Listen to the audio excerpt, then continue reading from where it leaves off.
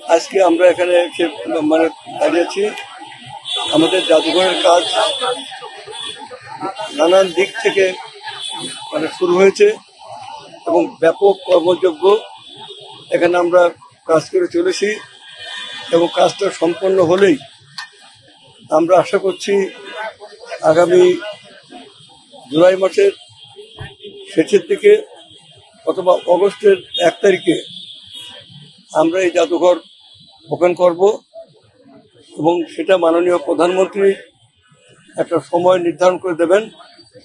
তার নির্ধারিত সময় অনুযায়ী তাকে দিয়ে আমরা জাদুঘরটা ওপেন করব।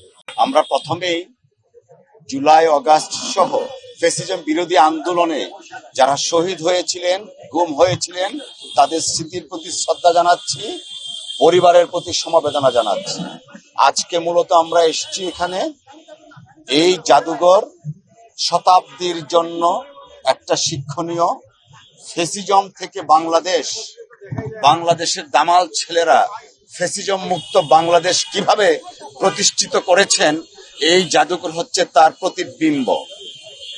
জাদুঘরের কার্যক্রম এবং কবে নাগাদ সেটা উন্মুক্ত করা হবে সাধারণ জনগণের জন্য, সেই দিকটা বিবেচনা করার জন্য এবং সেই দিকটা সরজমিনে প্রদক্ষিণ করার জন্য মাননীয় স্পিকার মহোদয়ের নেতৃত্বে আমরা এসেছি।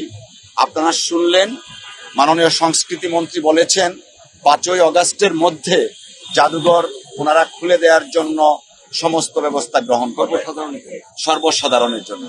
আমরা প্রত্যাশা করছি যে মহান জুলাই অগাস্টের মাধ্যমে বাংলাদেশে নতুন গণতন্ত্র পুনঃপ্রতিষ্ঠিত হয়েছে, সেই গণতন্ত্রের ধারাবাহিকতা অব্যাহত রাখার জন্য এবং জুলাই অগাস্টের বীর শহীদদের স্মৃতির প্রতি শ্রদ্ধা জানানো এবং ফ্যাসিজম বিরোধী আন্দোলনকে উজ্জীবিত রাখা সহ সেই থেকে আগামী নতুন প্রজন্মের শিক্ষণীয় বিষয় হচ্ছে এই মহান জাদুঘর।